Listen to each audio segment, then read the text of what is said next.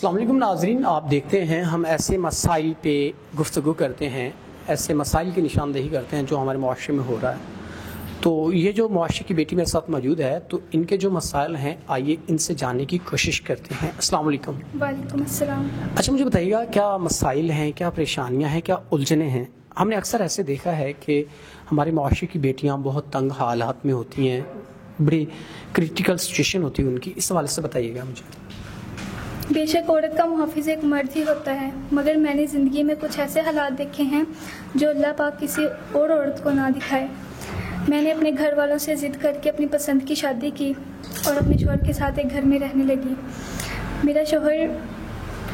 میری شادی کے کچھ عرصہ بعد میرا شوہر نے کچھ ایسی حرکتیں کرنا شروع کر دی جن کی وجہ سے میرا دل چاہا کہ میں ان سے کھلا لے لوں۔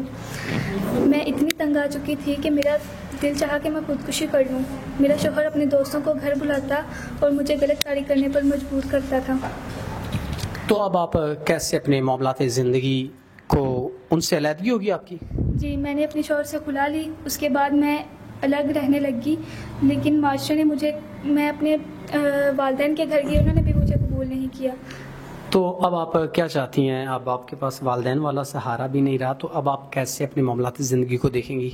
میں چاہتی ہوں کہ کوئی نیک انسان مجھے ملے جو مجھ سے نکاح کرے اور مجھے تحفظ دے، عزت دے، جو کہ اسلام میں حق ہے۔ ایک عورت کو عزت اور تحفظ ملنا چاہیے، اور بس میں یہ چاہتی ہوں۔ ناظرین، میں اس بہن کے تمام تر گفتگو سے بالکل اتفاق کرتا ہوں، کیونکہ ہم نے معاشرے میں ایسے آبزرو کیا کہ ایسے معاملات ہوتے ہیں۔ تو آپ بھی اسے سبق حاصل کریں اور ان کو ایسی سپورٹ دیں جن کی اس کو اشد ضرورت ہے، کیونکہ معاشرے میں عورت کو جو تحفظ ہے وہ ایک مرد کی صورت میں مل سکتا ہے۔ تو ہم امید کرتے ہیں کوئی ایک انسان ان سے نکاح کر کے ان کو تحفظ دے گا۔ تو اس کے ساتھ اپنے میزبان نواب احمد کو دیجیے گا اجازت۔ خدا حافظ۔